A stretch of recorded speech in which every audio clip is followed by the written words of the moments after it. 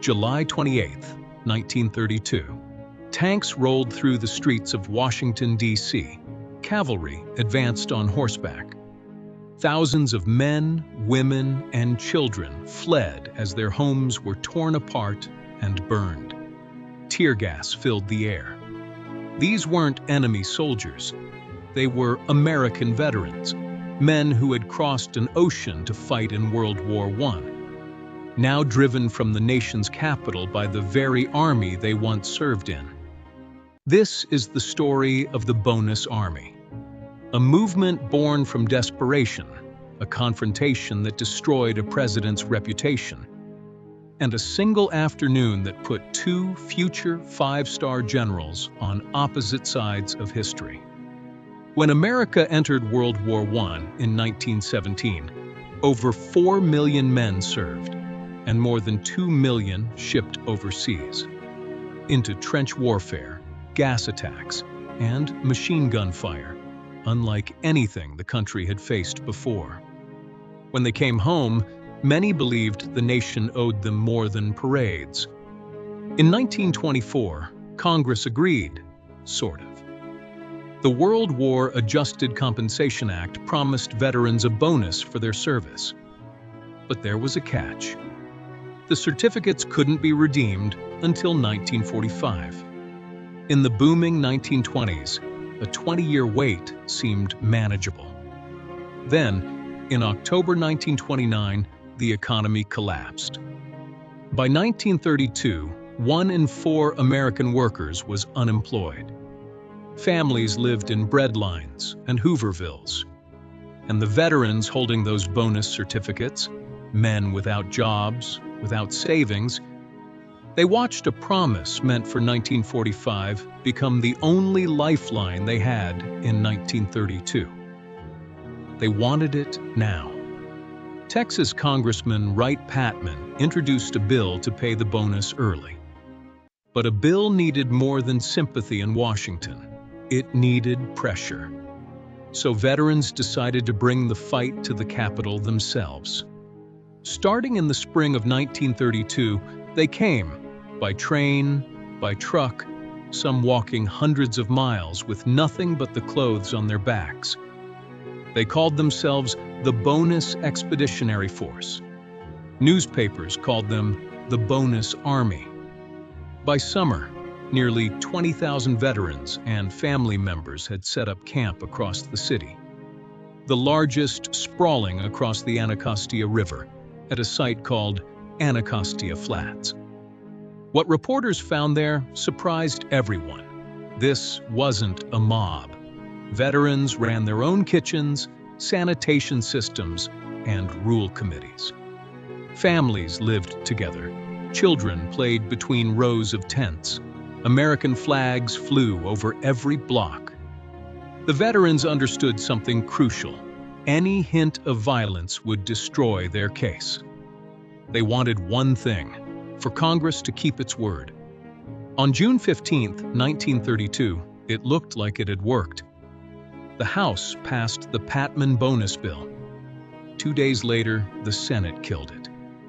The government offered travel money for veterans to go home. Most took it. But roughly 2,000 stayed. For them, this had stopped being about a check. It was about a promise, and they weren't ready to accept that their country was breaking it.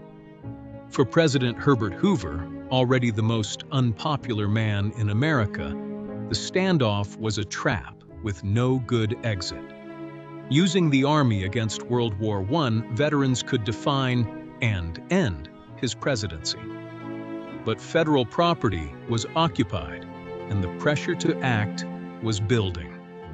On July 28, 1932, D.C. police tried to clear veterans from buildings slated for demolition. It turned violent. Police opened fire, killing 2 veterans, Eric Carlson and William Hushka. Hoover had run out of room to wait. He ordered the Army in. Leading the operation was Army Chief of Staff General Douglas MacArthur, not yet the legendary battlefield commander history would remember.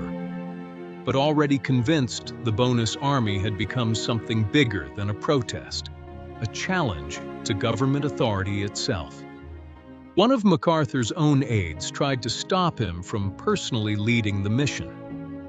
That aide was Major Dwight D. Eisenhower, the future Supreme Allied Commander and U.S. President. Eisenhower's warning was simple. A military leader personally marching against American citizens would set a dangerous precedent, regardless of the outcome. MacArthur went anyway. Decades later, Eisenhower still called it a mistake. The force that moved into Washington that day included infantry, cavalry, and M1917 tanks, with cavalry commanded by another future legend, Major George S. Patton. American soldiers advancing on American veterans. Men who'd worn the same uniform, faced off across the same streets. The Army's orders were to clear federal buildings. That was supposed to be the whole mission. MacArthur decided otherwise. Convinced the movement couldn't survive if Anacostia Flats remained standing, he sent troops across the river into the bonus army's largest camp. Tear gas filled the air. Families grabbed their children and ran. The shelters veterans had built with their own hands were torn down and set on fire.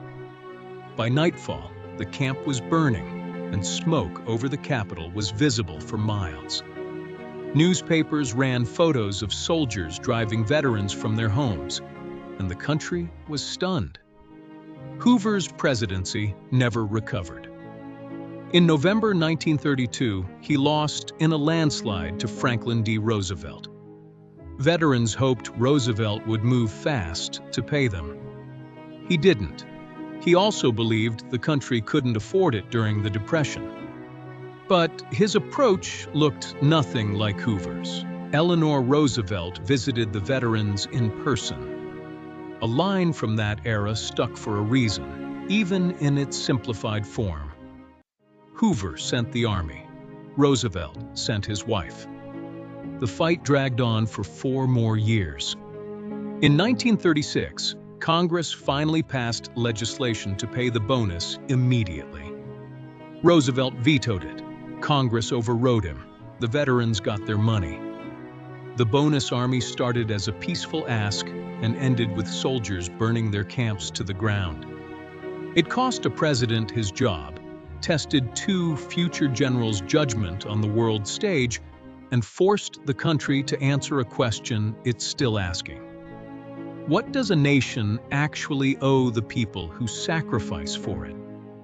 The camps were destroyed, and the protest was crushed, but it worked. It reshaped how America treats its veterans for generations after. A government isn't judged by the promises it makes. It's judged by what happens when someone finally asks it to keep one.